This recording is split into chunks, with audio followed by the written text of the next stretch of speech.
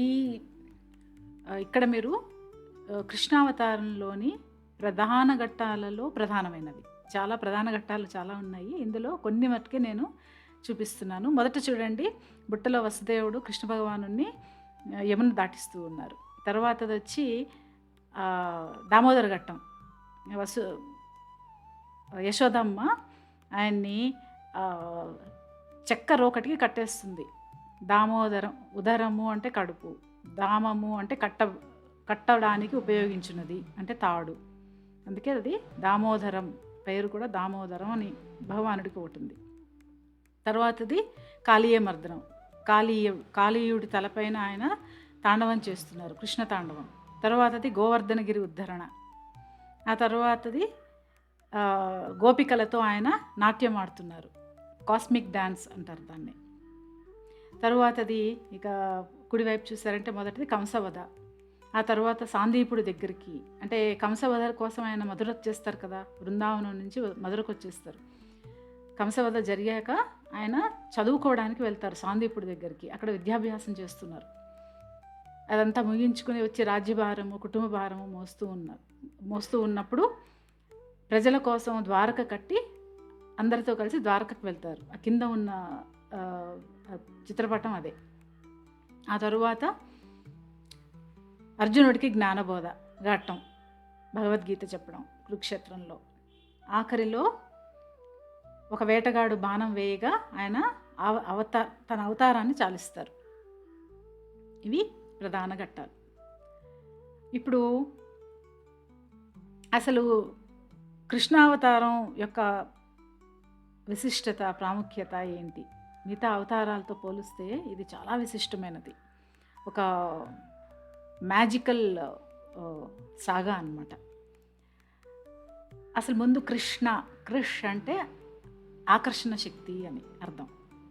అంటే సమస్తము తన వైపుకు లాక్కునే శక్తి అన్నమాట. కృష్ అని అర్థం. అందుకే కృష్ణ అని అంటారు. ఇప్పుడు మనం కృష్ణుని యొక్క జీవితంలో చూసామనుకోండి, ఆయన జీవితము మనకు నేర్పేది ఒకటి ముఖ్యమైనది ఏంటంటే సమభావం, సమానత్వం. ఆ ఆటలు, ఆయన ఆడిన ఆటలో చూడండి, లేదంటే యుద్ధంలో చూడండి, ప్రేమలో, వేదాంతంలో, అన్నిటిలోనూ సమత్వం ఉంటుంది. అంటే సమభావాన్ని బోధించారు ఆయన. మనము కృష్ణావతార లీలలు చూసామనుకోండి, ఎప్పుడు కానీ 2 దృష్టికోణాలతో మనం చూడాలి. ఏంటంటే ఒకటి బాహ్యంగా కనిపించేది మనకు, అంటే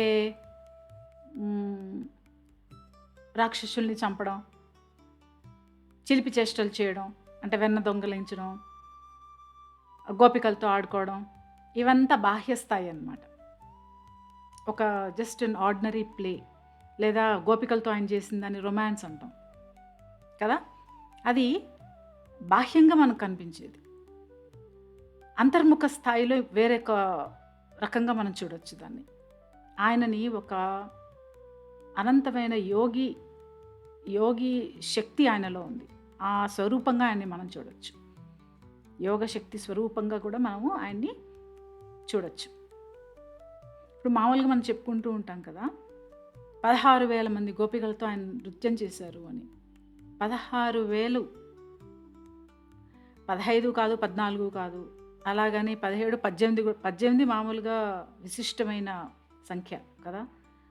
మహాభారతంలో అన్ని పర్వాలు ఉన్నాయి, అన్ని అక్షౌహిణీల సైన్యంతో యుద్ధం చేశారు, అన్ని రోజులు 18 రోజులు యుద్ధం జరిగింది కురుక్షేత్రం, ఇలా చెప్పుకుంటూ ఉంటాం. కానీ 16,000 అని చెప్పారు ఇక్కడ. 16,000 మంది గోపికలు. 16,000, 1000 అంటే ఏంటి? 1000 అంటే అక్కడ 1000 సంఖ్య అని కాదు, అనంతమైన భగవానుడికి సహస్రనామాలని చదువుతాం. విష్ణు సహస్రనామాలు అంటే సహస్రమే ఉన్నాయని కాదు, అనంతమైన నామాలు, అనంతమైన అన్ని పేర్లతో మనం పిలవచ్చు. అలా 1000 అంటే అనంతము అని, 16,000 అంటే అనంతమైన శక్తులు. అసలు 16 అని ఎందుకు వాడారు? 16 అనే దానికి ఒక విశిష్టత ఉంది. త్రిపుర సుందరి తత్వంలో మనం తీసుకున్నామంటే షోడశి అంటే 16కి ప్రధాన పీట వేశారు. కదా. 16 అనేది పరిపూర్ణ సంఖ్య అన్నమాట. అలాగే శక్తి, శక్తి అంటే ఎప్పుడు అమ్మవారి రూపం.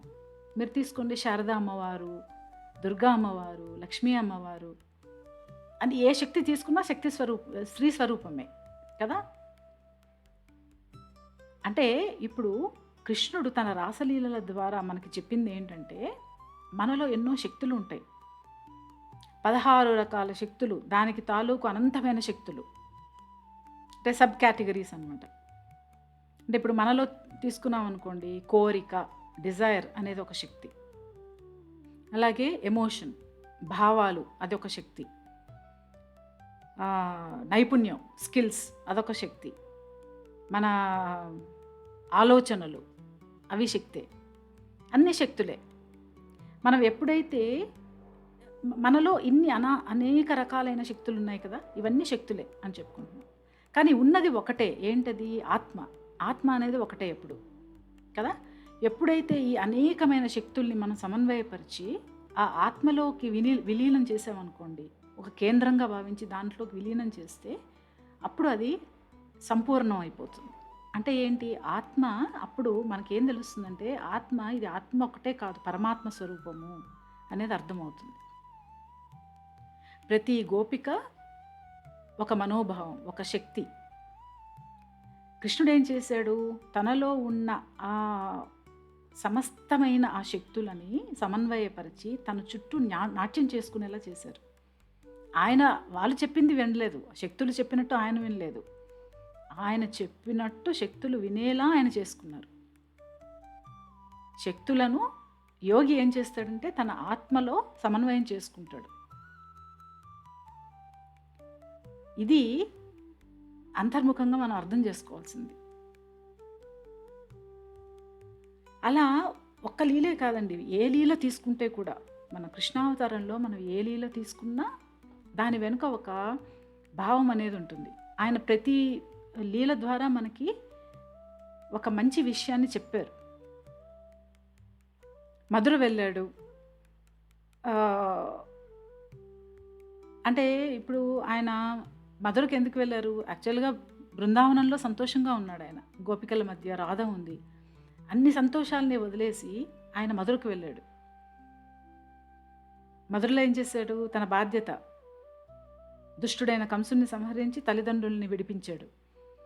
అక్కడి నుంచి ఇంకా మళ్ళీ వెనక్కి తిరిగి బృందావనంలో సంతోషంగా ఉన్నాను కదా వెళ్ళిపోదామని అనుకోలేదు.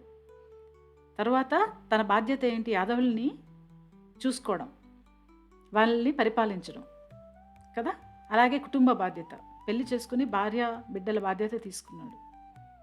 అంటే బాధ్యతల కోసం ఆయన తన బాధ్యత ఎక్కడ ఉంది అని ఆయన కనిపిస్తే అక్కడికి వెళ్ళాడు. మధురలో చేశాక తర్వాత ఏం చేశాడు? అక్కడ కంసుడిని చంపాక అందరూ సంతోషంగా ఉన్నారు ఆయనతో, ఆయన అక్కడ ఉండిపోయి ఉండొచ్చు, కానీ విద్యాభ్యాసం చేశారు. సాందీపుడి దగ్గరికి వెళ్ళి, ఉజ్జయిని, ఇప్పుడున్న ఉజ్జయి అనమాట, ఉజ్జయికి వెళ్ళి అక్కడ విద్యాభ్యాసం చేశారు. విద్యాభ్యాసం చేసి మధురకు వచ్చాక ప్రజల బాధ చూశాడు. జరాసంధుడు పదే పదే వచ్చి వాళ్ళని ఇబ్బంది పెట్టడం, దండెత్తి రావడం, ఇవన్నీ చూశాక ప్రజల్ని సంరక్షించాలి, తన బాధ్యత అని ఏం చేశాడు? ద్వారకా నగరాన్ని నిర్మించి ప్రజలతో సహా అక్కడికి తరలి వెళ్ళి అక్కడ ఉన్నాడు. మరి అక్కడే ఉండిపోయి రాజ్య పరిపాలన చేస్తూ సంతోషంగా భార్యా బిడ్డలతో ఉన్నాడా? అలా కూడా ఉండలేదు. హస్తినాపురానికి, ఇంద్రప్రస్థానికి వెళ్తూ వస్తూ ఉండేవాడు.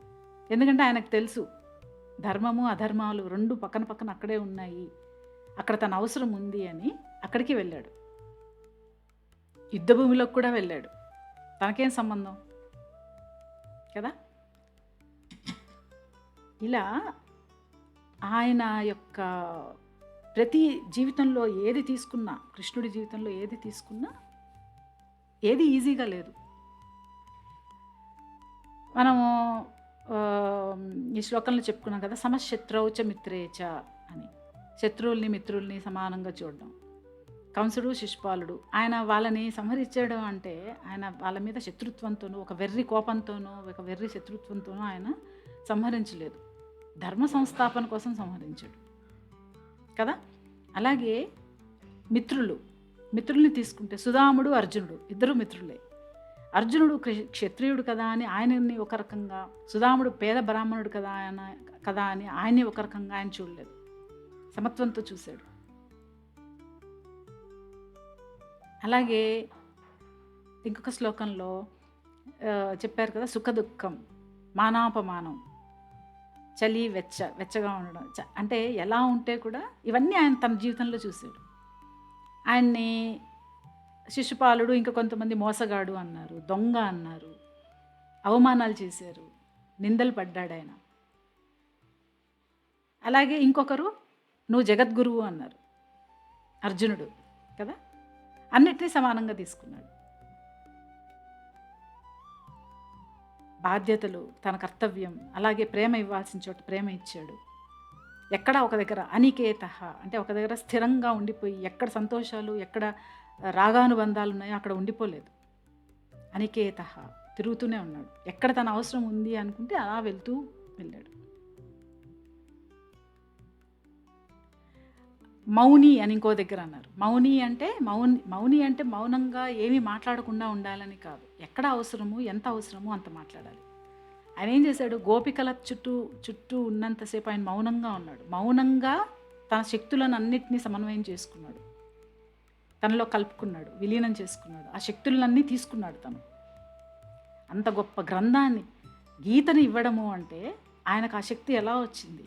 తనలో ఉన్న అన్ని శక్తులను తనలో సమన్వయం చేసుకున్నాడు. ఎక్కడికి ఆ ఎనర్జీని బయటికి పోనివ్వలేదు ఆయన, మొత్తంగా తను కూడగట్టుకున్నాడు. ఆ శక్తిలో నుంచే ఇంత గొప్ప జ్ఞానం అనేది పుట్టింది. ఆయన భగవానుడు కదా. అంటే గోపికల దగ్గర ఉన్నప్పుడు మౌనంగా ప్రేమను అందుకున్నాడు, ప్రేమనిచ్చాడు, అక్కడ ఏం మాట్లాడలేదు. కానీ అర్జునుడి దగ్గరికి, అర్జునుడితో కూడా ఆయన యొక్క సఖ్యం ఎప్పటి నుంచో ఉంది. వాళ్ళు పుట్టినప్పటి నుంచి మేనత్త కొడుకులే కనుక వాళ్ళకి ఆయనకు సఖ్యం ఉంది. కానీ ఎప్పుడు సకుడిగానే చూశాడు అర్జున్ని. ఎప్పుడైతే సకుడిగా చూశాడో ఆయనలో ఉన్న లోటుపాట్లను కూడా స్వీకరించాడు కదా. అందుకని ఆయన ఎప్పుడూ అర్జునుడికి జ్ఞానబోధ చేయలేదు కురుక్షేత్రం వరకు. ఎప్పుడైతే కురుక్షేత్రంలో అర్జునుడు అస్త్రాలు వదిలేశాడో ఆయనకు అప్పుడు తెలిసింది. అప్పుడు ఆయన జ్ఞానాన్ని అనేది ఇచ్చాడు. అంటే ఎప్పుడు ఎక్కడ ఏది అవసరమో అక్కడ చేస్తూ వచ్చాడు ఆయన. ఈ జ్ఞానాన్ని కూర్చోపెట్టి ముందు నుంచి అర్జునుడికి చెప్పలేదు. ఆయన సకుడు కనుక సకుడులాగే చూశాడు. ఎప్పుడైతే అస్త్ర సన్యాసం చేసి నేను యుద్ధం చేయను, ఇంకా నేను చంపను అని అన్నాడో, ధర్మ సంస్థాపన కోసము ఆయన జ్ఞానబోధ అవసరము అని అనుకున్నాడు కనుక జ్ఞానబోధ చేశాడు. అది అర్థం, మౌని అంటే అదే అర్థం.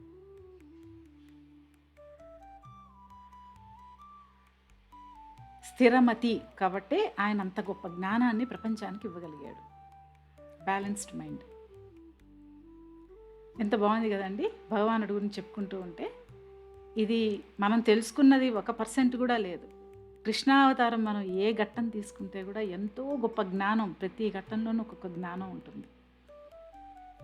దాన్ని మనం అర్థం చేసుకోవాలి కదండి. ఇప్పుడు మనం 20వ శ్లోకం చూద్దాము.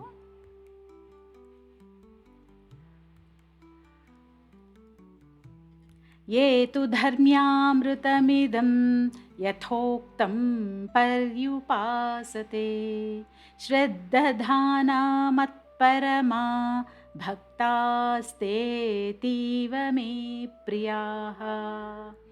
ఏ తు అయితే వారు ధర్మ్యామృతమిదం ఈ ధార్మికమైన అమృత స్వరూపమైన భక్తియోగ మార్గాన్ని యథా ఉక్తం నేను చెప్పినట్లుగానే పర్యుపాసతే ఆచరిస్తూ అంటే అనుసరిస్తూ ఉండేవారు. శ్రద్ధధానాః అచంచలమైన విశ్వాసంతో మత్పరమాః నన్నే పరమ లక్ష్యంగా ఉంచుకుని భక్తాః అటువంటి భక్తులు తే అతీవ మే ప్రియాః వారు నాకు అత్యంత ప్రియమైన వారు. ఎవరు ఈ ధర్మమయమైన అమృతభూతమైన భక్తి మార్గాన్ని విశ్వాసపూర్వకంగా అనుసరిస్తారో, నన్నే తమ పరమగమ్యంగా ఉంచుకుంటారో వారు నాకు అత్యంత ప్రియులు అని భగవాన్ ప్రకటించారు అన్నమాట. ఆయన ఎంతో అంటే డైరెక్ట్గా చెప్పేస్తున్నారు, మీరు ఎవరైతే ఈ మార్గాన్ని, ఈ భక్తి మార్గాన్ని పట్టుకుని నేను చెప్పిన లక్షణాలను పెంపొందించుకుంటూ ముందుకు వెళ్తారో, నన్నే పరమ లక్ష్యంగా ఉంచుకుంటారో వారు నాకు అత్యంత ప్రియులు, అత్యంత